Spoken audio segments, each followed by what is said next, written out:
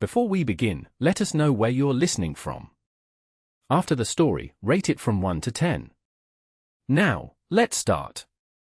It is a truth universally acknowledged that a single prince in possession of a good fortune and a better opinion of himself must be in want of someone to humble him.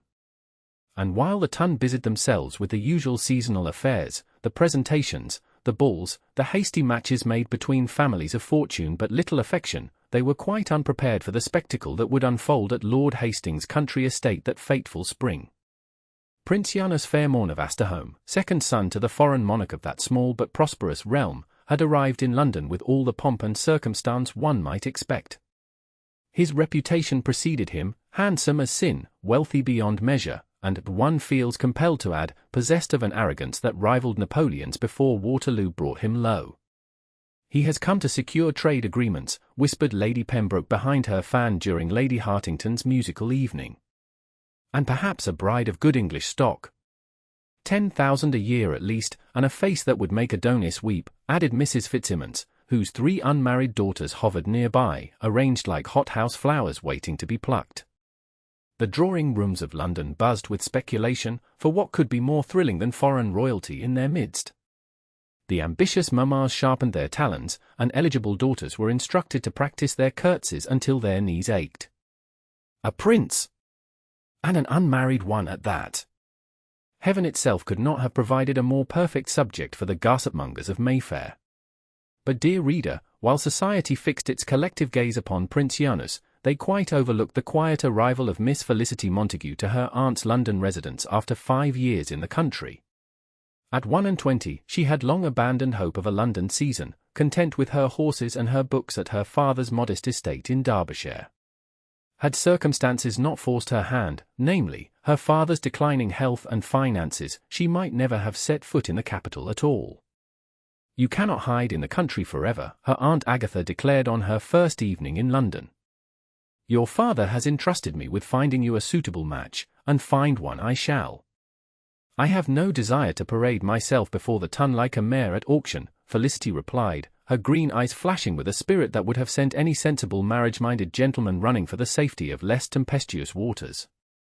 Alas for Felicity, sensible gentlemen were in short supply that season. The first meeting between our protagonists occurred at Lady Dunsbury's ball, where the chandeliers dripped with crystal tears and the champagne flowed as freely as the gossip. Felicity, dressed in a gown of simple white muslin that her more fashionable contemporaries might have dismissed as provincial, stood by a column, observing the elaborate mating rituals of the ton with the detached interest of a naturalist studying exotic creatures. "You look as though you'd rather be anywhere else," came a voice, rich with the hint of a foreign accent. Felicity turned to find herself addressed by the most handsome man she had ever encountered. Dark hair swept back from a forehead that suggested intelligence, eyes the color of storm clouds, and a mouth curved in amusement. She did not need the whispers that followed him like faithful hounds to know this was Prince Janus.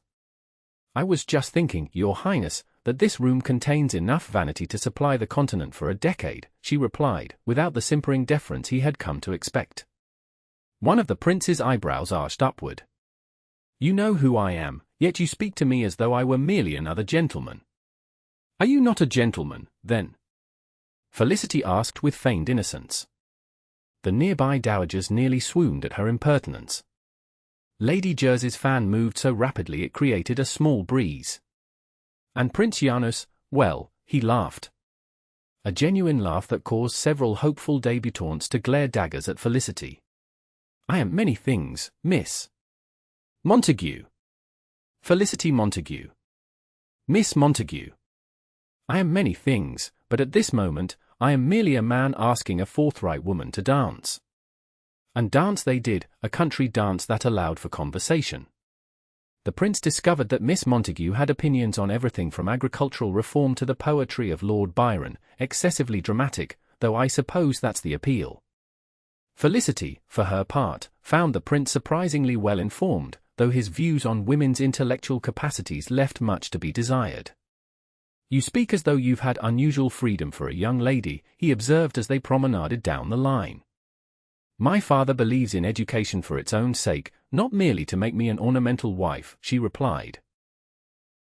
"How fortunate for some gentlemen," to acquire both beauty and brains in one package, the prince said with a smile that had melted hearts across Europe. Felicity's heart, however, remained stubbornly unfrozen. "I am not a package to be acquired, Your Highness." After the dance concluded, Felicity found herself the object of intense scrutiny. The prince had danced with no other lady that evening, a fact that Lady Whistledown's society papers would certainly note the following day. Her aunt was beside herself with excitement. "A prince? Oh, my dear, you've exceeded all expectations. What did you speak of? Did he compliment your eyes? Your figure?" "We discussed the Corn Laws and the merits of Shakespeare over Marlowe," Felicity replied dryly.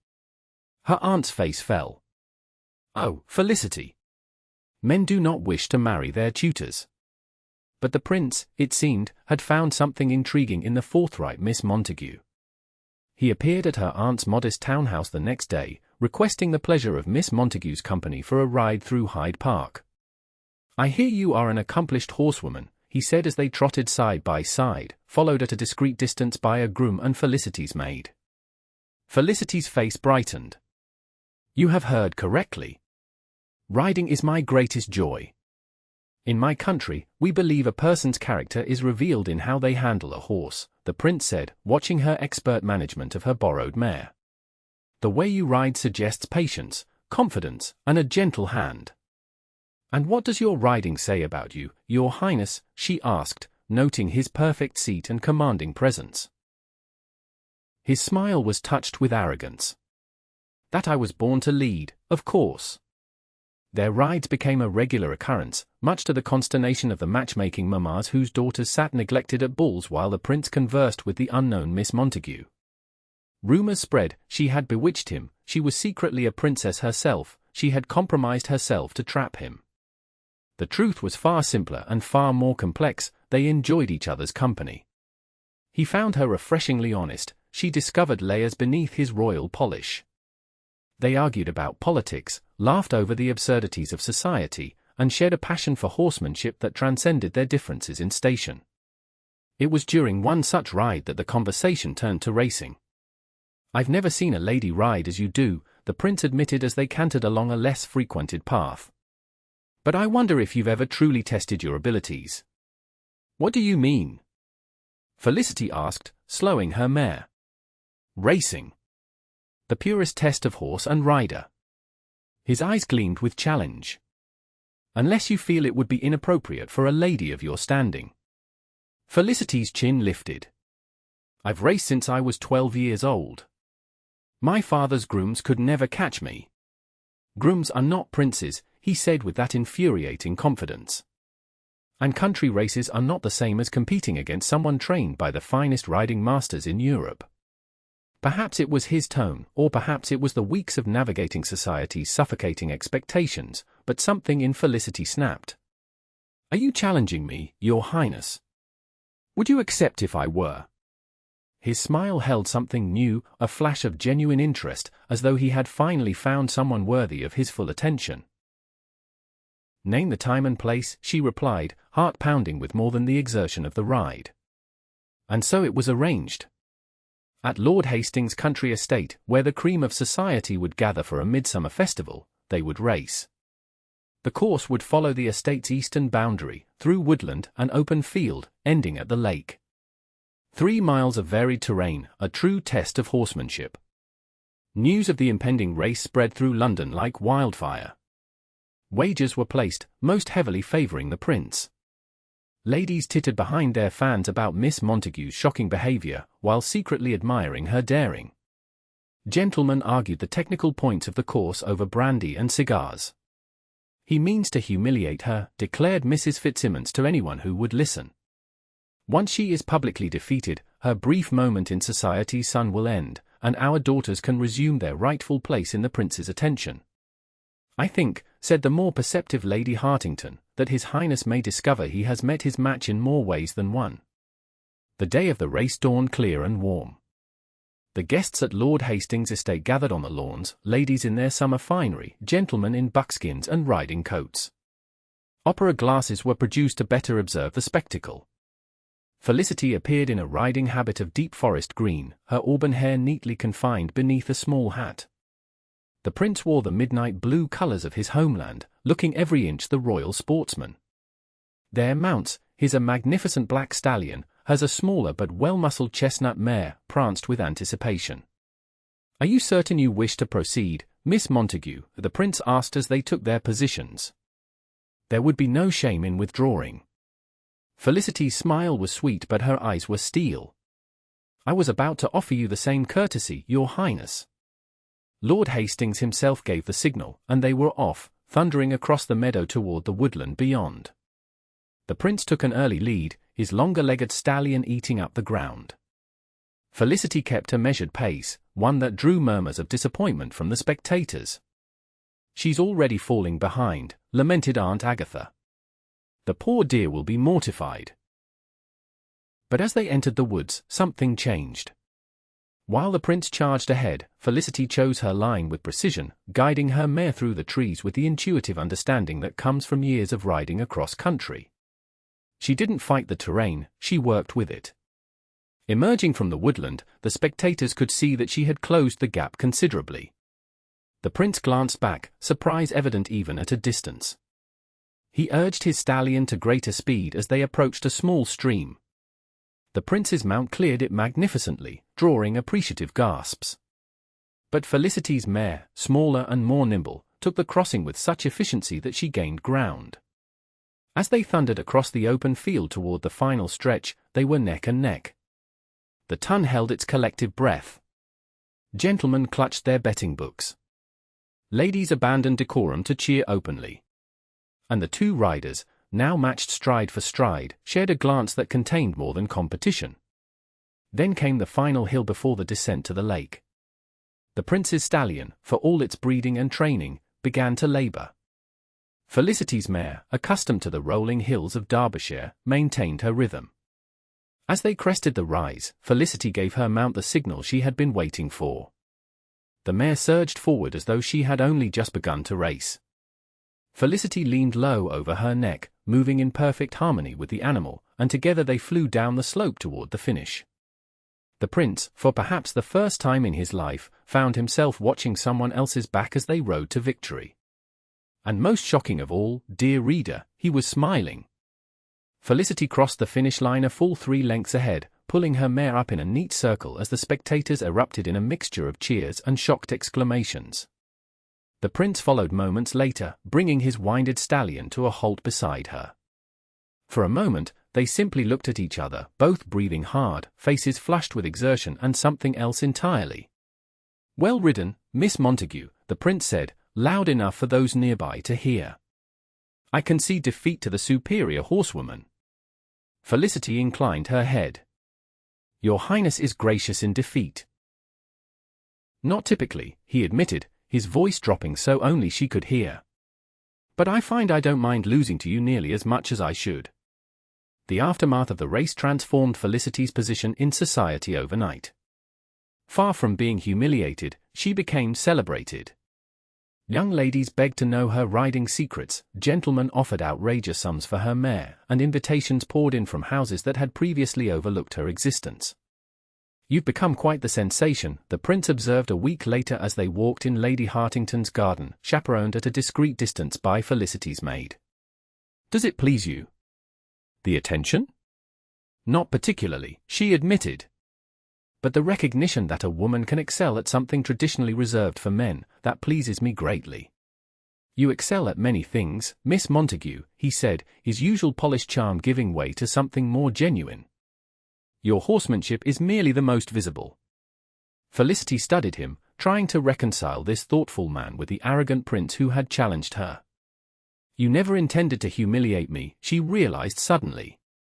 "You wanted to give me an opportunity to shine." A smile played at the corners of his mouth. "I may have underestimated exactly how brightly you would shine. I expected you to acquit yourself well, perhaps even challenge me closely. I did not expect to be left in your dust quite so thoroughly." "Are you sorry for it?" she asked, heart suddenly pounding. "Sorry." He shook his head slowly. "No. It was illuminating. In my position, people seldom show me their true capabilities. They defer, they flatter, they diminish themselves to elevate me. You rode as though my title meant nothing. Because in that moment, it didn't, Felicity said simply. It was just you and me and the horses and the earth. The prince was silent for a moment, considering her words. You know, in my country, there is a tradition that when a royal is bested in honest competition, they must grant the victor a boon. Is there really? Felicity asked, skepticism evident in her raised eyebrow. No, he admitted with a laugh. But there should be. What would you ask of me if you could have anything within my power to give? She didn't hesitate. Your honesty. Not Prince Janus speaking, but simply Janus the man. Then you shall have it. He gestured to a nearby stone bench, partially hidden by a flowering shrub. Once seated, he continued, I came to England with two purposes, to secure trade agreements beneficial to my country, and to find a bride of suitable breeding and connections. A common enough mission for foreign royalty, Felicity observed, trying to ignore the twinge of disappointment his words provoked. Indeed. And I was proceeding quite successfully with the first objective when I encountered a green-eyed young woman who spoke to me as though I were merely another gentleman making tedious conversation at a ball. Felicity's cheeks warmed at the memory. I was terribly impertinent. You were honest, he corrected. And in that moment, I realized how rarely I encounter honesty. It was like a gulp of fresh air after being confined too long indoors. And yet you challenged me to a race, she pointed out. Was that not an attempt to put me in my place? He had the grace to look sheepish. Initially, perhaps there was an element of that. My pride has always been my downfall. But by the time the race actually occurred, I merely wanted to see you in your element, doing something you loved without constraint. And now? Felicity asked, scarcely daring to breathe. Now I find myself in an unexpected position. He took her gloved hand in his touch warm even through the fabric. I came to find a suitable bride, and instead I found you unsuitable in all the conventional ways, perfect in all the ways that truly matter. Your Highness, Janus, he corrected gently. You asked for the man, not the prince.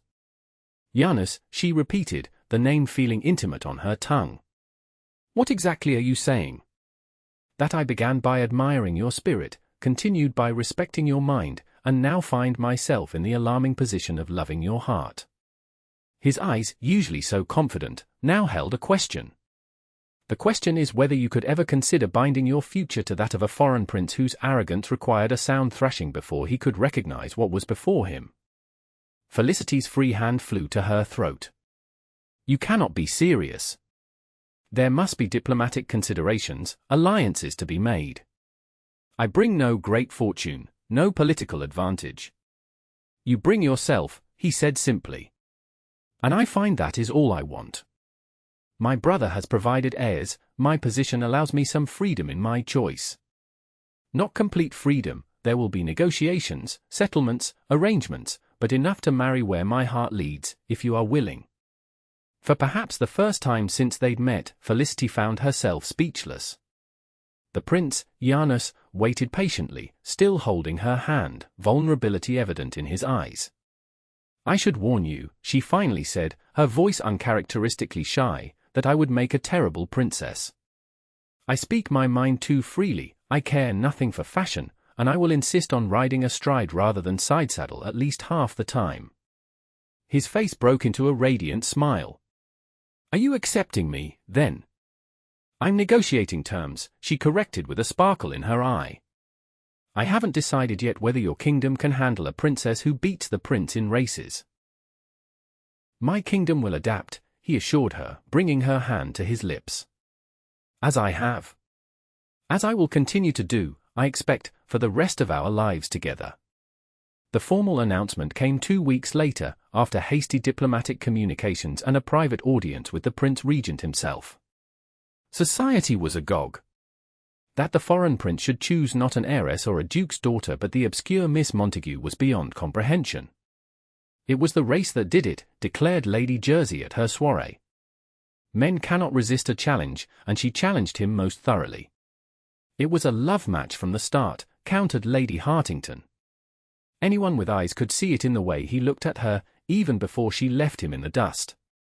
Their wedding was the event of the season, with half the ton in attendance and the other half claiming invitations that had been mysteriously lost.